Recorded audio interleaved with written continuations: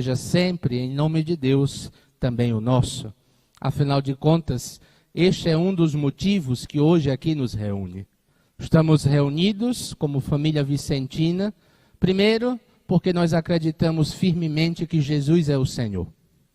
Primeiro, porque nós sabemos que é na força do ressuscitado que nós vivemos o nosso discipulado. E não é possível ser discípulo se nós não acolhemos na nossa vida a luz da ressurreição, que ilumina as trevas do nosso coração, que nos faz enxergar com clareza nossa vida e nossa missão. E é assim que ao longo deste caminho de discipulado, Deus em sua misericórdia vai suscitando tantos sinais, vai suscitando tantos belos testemunhos de fé, de vivência, de doação, de vida em prol do Evangelho, em prol daqueles que Deus ama de um modo privilegiado, que são os pobres. Nós hoje temos a graça de contemplar a figura de Osana. E é justamente por isso, como disse, que aqui nos reunimos, porque pedimos a Deus, com toda a fé do nosso coração, pedimos a Deus enquanto povo, enquanto assembleia, que Ele apresse a canonização de Osana, para que tão logo canonizado ele seja apresentado para a igreja no mundo inteiro como um grande sinal de santidade, como um sinal para os dias de hoje, para as novas gerações, também para os jovens. É muito significativo que aqui em Quixadá nós tenhamos agora uma conferência jovem, não é? Que muito nos alegra e que para nós é um sinal de grande esperança. Esperança da renovação que Deus tem realizado na igreja, na nossa paróquia, nas nossas conferências, porque a força jovem é justamente sinal de renovação. É sinal de uma presença de Deus que tudo faz e tudo refaz a partir do mistério pascal. Mistério pascal que nós temos a alegria de celebrar com toda a intensidade neste tempo próprio da Páscoa. Há pouco tempo nós celebrávamos as solenidades pascais e nós tivemos a oportunidade de experimentar, de viver a alegria da ressurreição do Senhor. O Senhor está vivo e vivo já não morre mais. O Senhor está vivo e porque está vivo nos alimenta e nos sustenta e nos anima na caminhada, nos convidando a uma atitude de coragem. É isso que nós vemos hoje no Evangelho. Os discípulos remando na barca, lançando-se no mar, e o mar na Escritura é sempre sinal do mal, das forças do mal, se encontram com Jesus. Por que Jesus caminha sobre o mar? Caminha sobre o mar porque ele tem mais força do que o mal. Caminha sobre o mar porque ele é o Senhor do céu e da terra. Caminha sobre o mar porque ele está acima de todas as forças e todas as potências deste mundo. Nada vence Cristo porque ele é o vencedor. Ele já venceu a morte, ele já venceu o pecado, ele já venceu todo o mal. Por isso ele nos diz: coragem, não tenham medo, sou eu estou convosco, eu caminho ao vosso lado, por que temer? Este convite de Jesus, que ao mesmo tempo se apresenta para nós quase como uma ordem, não tenhais medo. Este convite, esta ordem, ela ecoou ao longo de tantos séculos e chegou também a nós. Jesus hoje diz a nós: não tenhais medo, eu estou convosco. Mas não tenhais medo do quê? Não tenhais medo deste mundo. Não tenhais medo de dar testemunho do Evangelho. Não tenhais medo de amar os pobres. Não tenhais medo de sujar vossas mãos para socorrê-los. Não tenhais medo do julgamento dos outros. Não tenhais medo do que os outros possam vir a pensar ou a dizer de vós, porque andais com aqueles que, segundo os critérios deste mundo, são insignificantes, não têm valor. Não tenhais medo. Não tenhais medo de abraçar o ideal de Osana. Não tenhais medo de continuar esta missão, porque eu estou convosco. Meus queridos, é esta certeza que nos anima diante de todas as dificuldades da nossa vida. Saber que o Senhor está conosco. Saber que o ressuscitado vive no meio de nós. É esta certeza que nos anima a não desistir da caminhada. Ainda que nós tenhamos na caminhada razões e motivos para parar. Quantos de nós, vocês que vieram tão de longe, tem gente aqui que veio do Rio Grande do Norte, não é? As mães que rezam pelos filhos estão aqui. Quantos de nós, os de longe e os de perto, se pararem para pensar um instante e olharem para a própria família, para a própria casa, não identificarão tantos sofrimentos, tantas dores, tantos motivos, inclusive, para não estarem aqui hoje. E, no entanto, vocês estão. E por que estão? Porque foram atraídos por algo maior. Foram atraídos pela força do ressuscitado. Foi esta força que atraiu Osana. Nós, é verdade, estamos aqui hoje atraídos pelo seu testemunho, mas na verdade a força que nos arrastou até aqui não foi a força de Osana, foi a força do ressuscitado. Porque é o ressuscitado que nos congrega na unidade. É o ressuscitado que tem a força de continuar despertando nossos corações para a nossa missão concreta do dia a dia. Que às vezes a gente acha que é missão concreta e vivida, somente quando vivida longe daqueles que estão mais perto de nós. E aí nós nos damos conta que às vezes a nossa missão primeira é com aqueles que estão ao nosso lado. É com o pobre que grita bem pertinho da gente. E a gente às vezes ignora, porque, gente, não é brincadeira. Doar-se aos pobres e aos necessitados é um grande desafio de amor. Eles exigem, eles pedem, eles cobram. Nós podemos até dizer, às vezes até aperreiam a paciência da gente.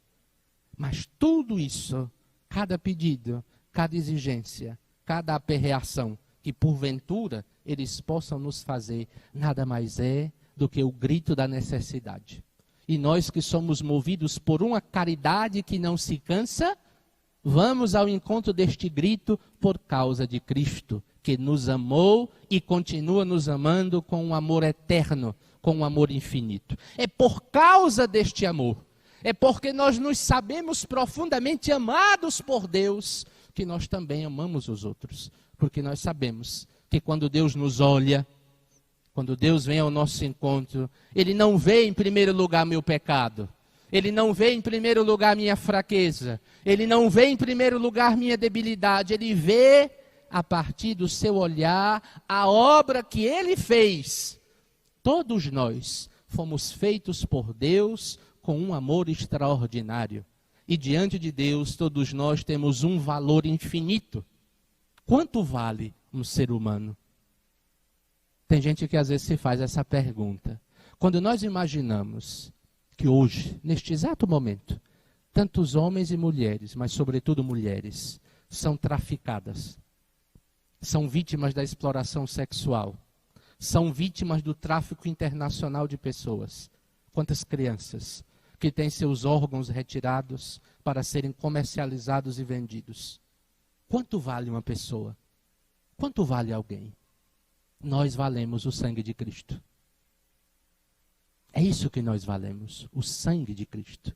Isto significa dizer que nós não temos um preço quantificável.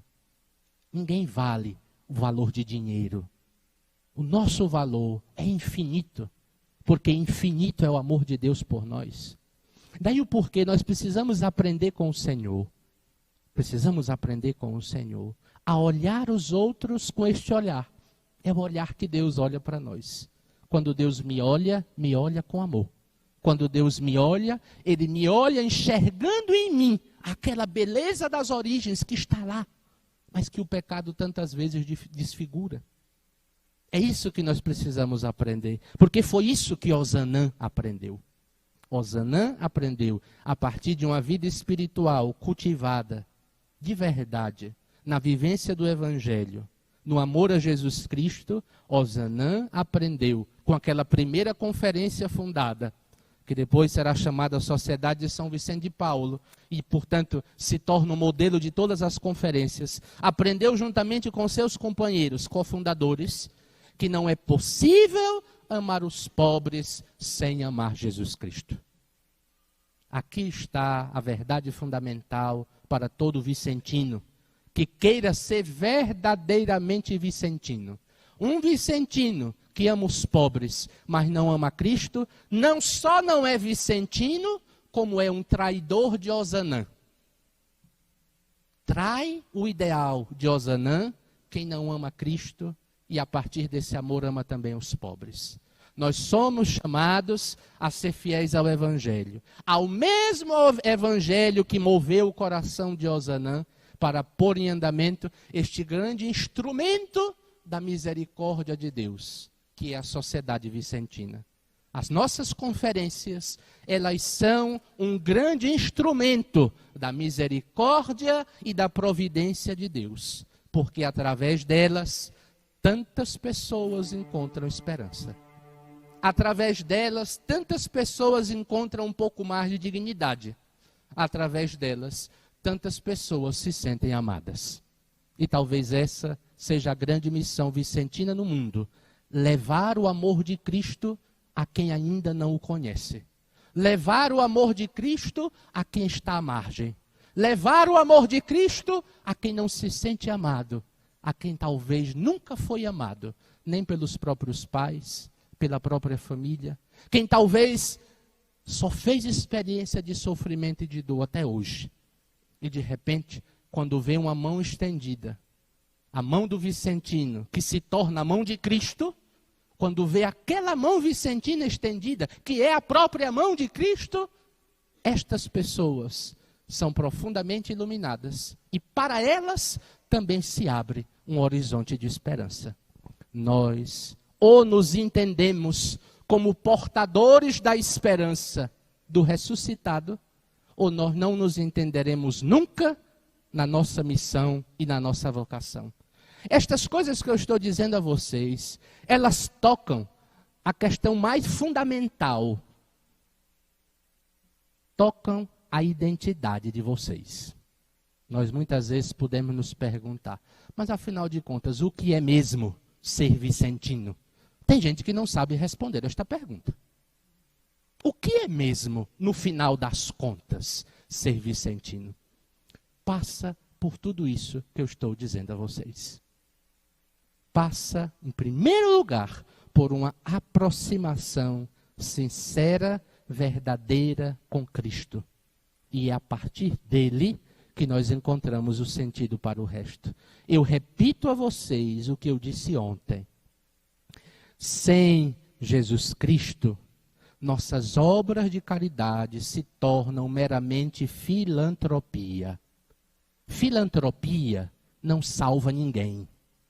Filantropia, qualquer pessoa pode fazer. Não precisa nem ter fé. Agora, caridade cristã só faz quem ama Jesus Cristo. E é isso que os vicentinos são chamados a ser no mundo. Imagem, rosto do amor de Deus. Saibam que todas as vezes que vocês estendem a mão a alguém, saibam, é Cristo usando as vossas mãos para alcançar os necessitados. Saibam que todas as vezes que vocês vão ao encontro de um assistido, dando a ele o que ele precisa, seja algo material, seja formação, seja promovendo a humanidade dele, saibam, é sempre Cristo através de vós que faz isto. Porque vós, justamente porque o amam, se tornam em suas mãos seus instrumentos de misericórdia. Meus queridos, se vocês acham que isso é pouca coisa, eu não sei o que vocês querem da vida, porque já é demais, viu? Já é muito. Nós nos entendermos neste mundo como instrumentos da misericórdia e do amor de Deus para os que mais necessitam, já é muito. Já é o miolo, é o cerne da nossa identidade. Isso já deveria encher os corações de vocês de uma alegria indizível. Saber que neste mundo somos instrumentos de Deus. Saber que neste mundo nós somos portadores da esperança, servidores do Evangelho, servidores dos pobres, que na perspectiva do Evangelho se tornam justamente nossos mestres e senhores, porque com eles nós aprendemos justamente o caminho da humildade, aprendemos o caminho da nossa salvação, que passa por uma configuração ao Cristo servidor.